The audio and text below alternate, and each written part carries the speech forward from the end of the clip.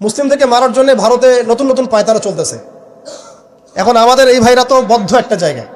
আপনারাই বলেন তারা কি করবে এখন?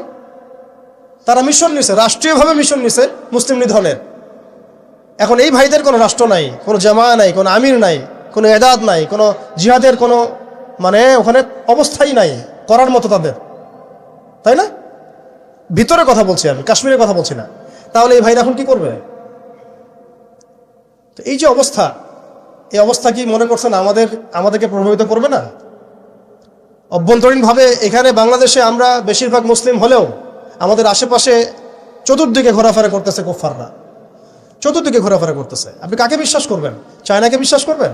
ভারতকে বিশ্বাস করবেন? নেপাল ভুটানকে বিশ্বাস করবেন? না মায়ানমারকে বিশ্বাস করবেন? আপনি যাবেন কোন দিকে? আমাদের প্রস্তুতিটা কি? আমাদের প্রিপারেশন কি? রাষ্ট্র কি প্রিপারেশন নিচ্ছে? আমার কথা হচ্ছে রাষ্ট্র নাকি যুদ্ধ করে? সবাই বলেন একটা কথা না, রাষ্ট্রের অধীনে যুদ্ধ। তো রাষ্ট্র কি প্রিপারেশন নিচ্ছে? রাষ্ট্রের সেই ফিকির আছে কিনা? রাষ্ট্রের তো এই ফিকিরটুকু নাই যে রাষ্ট্রের মধ্যে ইসলামিক আইনগুলো বাস্তবায়িত হোক। এইটুকু ফিকির নাই তো আপনাদের। যারা ইলেকশন নির্বাচন গণতন্ত্র এগুলো করতেছেন, কার ফিকির আছে? আল্লাহর কসম করে বুকে হাত দিয়ে বলেন তো, কার ফিকির আছে ক্ষমতায় গিয়ে আপনি আল্লাহর আইন বাস্তবায়ন করবেন?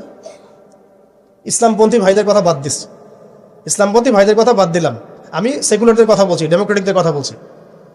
কারণ রাষ্ট্র চলে আসছে এইভাবেই। আর যারা ফিকির করছেন ইসলাম নিয়ে আমি যাব, ওখানে গিয়ে এটা করবো, এটা আপনি ডেমোক্রেটিক সিস্টেমে করতে পারবেন না। আপনাকে সিস্টেমটা সরাই ফেলতে হবে। গণতন্ত্র বলে কোনো শব্দই রাখা যাবে না, তারপরে শরিয়া কায়েম করতে পারবেন। শরিয়া আর গণতন্ত্র একসাথে থাকতে পারে না। শরিয়া, গণতন্ত্র, ধর্মনিরপেক্ষতাবাদ, কমিউনিজম এগুলো একসাথে থাকতে পারে না।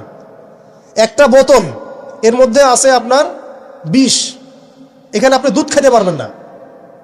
একটা বোতল, এখানে আছে বিষ, আপনি এটাকে 1000 বার ধুইতে হবে, ধোয়ার পরে আপনি দুধ ঢালতে পারবেন, খাওয়ার রিস্ক নিতে পারবেন। তাও খাবেন কিনা সন্দেহ আছে।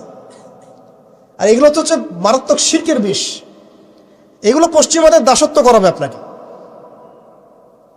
আমাদের চেয়ে বড় কান্ট্রি আছে একটা তুরস্ক, একটা ইসলামিক ল বাস্তবায়ন করছে কিনা দেখায়।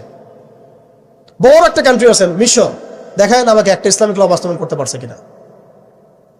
তিউনিসিয়া পারছে কিনা, আজারবাইজান পারছে কিনা, মরক্কো পারছে কিনা, ইথিওপিয়া পারছে কিনা? আপনারা বলেন পারছে কি? ইয়েমেন পারছে কিনা, জর্ডান পারছে কিনা, লেবানন পারছে কিনা? পারে নাই। আফগানিস্তান পারছে কেন? আফগানিস্তান পারছে কেন? কারণ তারা সিস্টেমগুলোকে সরাই দিছে। সিরাতের আদলে, সিরাতের রক্তে ওরা জমিনকে পবিত্র করে ফেলছে।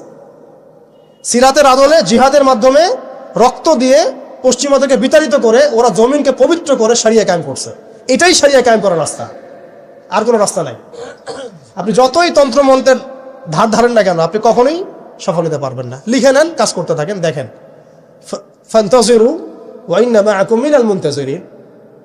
কোনো সমস্যা নাই। আফগান পারছে এই কারণেই, কারণ তারা পশ্চিমাদের তন্ত্রমন্ত্রের গোলক ধাঁধায় পড়ে নাই। তারা সিরাতের রাস্তায় হাঁটছে। ওকে, আমাদের সাথে